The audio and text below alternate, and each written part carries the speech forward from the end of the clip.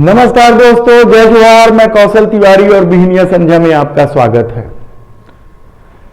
छत्तीसगढ़ में होने वाले विधानसभा चुनाव की तारीख जैसे जैसे नजदीक आते जा रही है वैसे वैसे तल्खी बढ़ते जा रही है।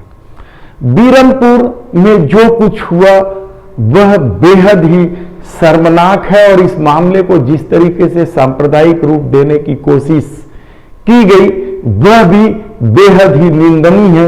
और इस बात को लेकर शायद मुख्यमंत्री इतने व्यथित हैं कि वे अपने को निजी हमला करने से भी नहीं रोक सके। और यही वजह है कि कल छत्तीसगढ़ के मुख्यमंत्री भूपेश बघेल ने ऐसा मामला उठा दिया जो राजनीतिक रूप से पहले सुचिता के दायरे से बाहर थी, लेकिन मोदी सरकार के आने के बाद यह आम चलन हो गया है कि किस तरीके से व्यक्तिगत टिप्पणी करे, परिवार पर टिप्पणी करे।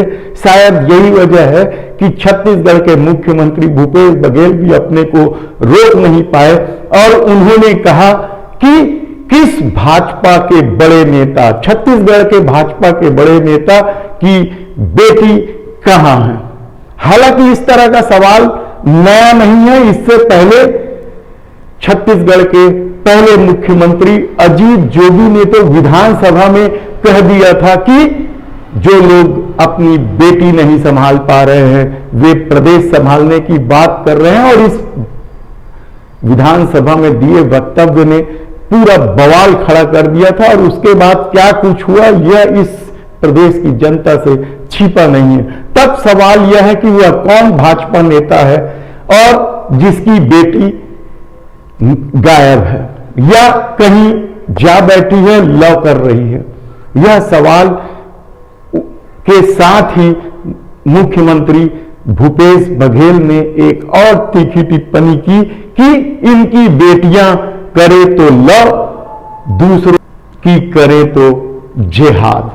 यह बड़ा सवाल है। इसलिए बड़ा सवाल है कि भारतीय जनता पार्टी के शीर्ष नेतृत्व में बैठे कई नेताओं की बेटी मुस्लिमों से शादी की है और यह हमेशा ही मामला उठता रहा है। इस मामले में भूपेश बघेल ने नया नहीं कहा है, लेकिन छत्तीसगढ़ के जिस भाजपा नेता की बेटी को लेकर कल मुख्यमंत्री ने तीखी टिप्पणी की है उसके बाद तो सवाल कई तरह के गूंज रहे हैं कि क्या छत्तीसगढ़ में चुनाव इसी ढंग से होंगे, क्या व्यक्तिगत टिप्पणी राजनीति में जायज है, लोकतंत्र में क्या इसे उचित माना जाना चाहिए। हालांकि इससे पहले देश के प्रधानमंत्री जैसे पद पर बैठा व्यक्ति जब निजी टिप्पणी करता हो, किसी नेताओं को लेकर किसी को शूर्पणखा बताता हो तो किसी को दीदी वो दीदी करता हो, तो ऐसे में भूपेश बघेल के बयान को जायज ठहराना चाहिए। ये अलग बात है कि किस तरह से जायज ठहराना चाहिए, लेकिन सबसे बड़ा सवाल तो छत्तीसगढ़ में आग लगाने को लेकर है। और हम बता दें कि किस भाजपा नेता की बेटी लव करते मुस्लिम लड़के से शादी की है। यह निहायत ही व्यक्तिगत मामला, इसलिए हम नहीं बता रहे हैं।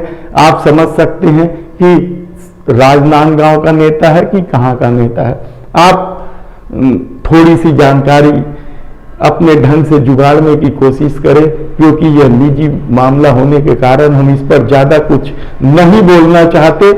तब सवाल यह है कि छत्तीसगढ़ में बीरमपुर को लेकर क्या कुछ नहीं हुआ। हालांकि कांग्रेस अब अग्रेसिव हो रही है।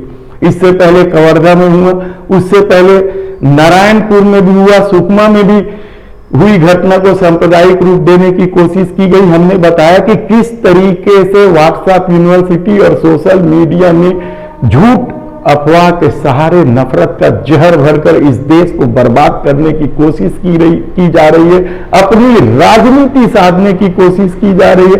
ऐसी परिस्थितियां छत्तीसगढ़ में कभी नहीं रही। छत्तीसगढ़ में बीरमपुर घटना के बाद जिस आनंद फानन में सांप्रदायिक ताकतों ने सिर उठाया, वह भी छत्तीसगढ़ की शांत फिजा की चिंता करने वालों के लिए को उद्वेलित कर दिया है और उन कई लोगों ने तो अपील की है शांति की, लेकिन कांग्रेस शायद अब इस घटना से कुछ सबक ले। उन्होंने सोशल मीडिया में जिस तरीके से गलत सलत पोस्ट किए गए थे विश्व हिंदू परिषद के नेता, भारतीय जनता पार्टी के नेता, जिसमें केदार गुप्ता वगैरह विपिन शामिल हैं, उनकी लिखित में शिकायत की है। देखना है कि आगे भूपेश सरकार क्या करती है, किस तरीके से छत्तीसगढ़ को सांप्रदायिकता की आग में झोंकने से बचाती है, यह एक अलग बात हो सकती है। दूसरी तरफ जिस तरीके से छत्तीसगढ़ के मुख्यमंत्री भूपेश बघेल के तेवर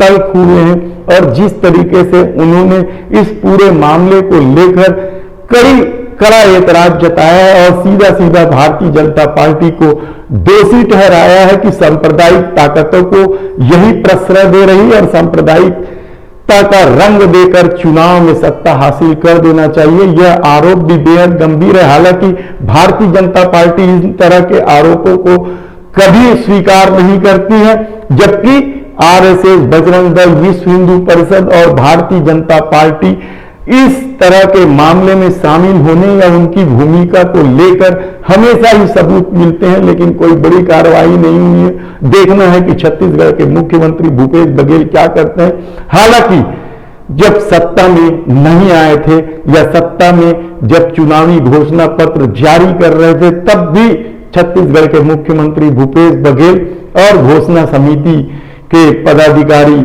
में से एक टीएस बाबा ने छत्तीसगढ़ के रमन सरकार के भ्रष्टाचार की फहरिस्त जारी की गई थी, लेकिन 4.5 साल होने के बाद भी क्या कार्रवाई हुई है किसी को नहीं पता चल रहा है। कंसोल इंडिया, व्यापक सहित कितने सारे प्रचार प्रसार एजेंसियों को ईडब्ल्यू में जांच करने का दावा तक सरकार करते रही है, लेकिन कुछ नहीं हुआ है। डीकेएस घोटाले का क्या हुआ, स्काई वॉक घोटाले का क्या हुआ, यहां तक कि जलकी में एक दमदार मंत्री के खेल की जांच का भी क्या हुआ, यह भी किसी को पता नहीं है। अब देखना है कि आने वाले दिनों में क्या टीएस बाबा भी सचिन पायलट की तर्ज पर कुछ करने वाले हैं। यह सवाल इसलिए उठ रहा है क्योंकि टीएस बाबा ने सचिन पायलट के अनशन को, भ्रष्टाचार वसुंधरा सरकार को लेकर जो उन्होंने किया है उसका एक ढंग से समर्थन किया है, तो क्या वे छत्तीसगढ़ में भी इस तरह से कुछ करेंगे? क्योंकि भूपेश बघेल को लेकर या उसकी सत्ता को लेकर टीएस बाबा कई बार अपनी असंतुष्टि दिखा चुके हैं या असंतोष जाहिर कर चुके हैं। ऐसी परिस्थिति में टीएस बाबा को लेकर कई तरह के सवाल उठते रहे हैं। तब क्या भूपेश सरकार भी छत्तीसगढ़ में व्याप्त भ्रष्टाचार के जो मामले रहे हैं रमन सिंह के, उस मामले की अनदेखी क्यों कर रही है? कई जगह तो कहा जाता है कि मित्र प्रेम भी निभा रहे हैं। तब देखना है कि आने वाले दिनों में जब इस साल के अंत तक चुनाव है, राजनीति किस करवट बैठती है। धन्यवाद।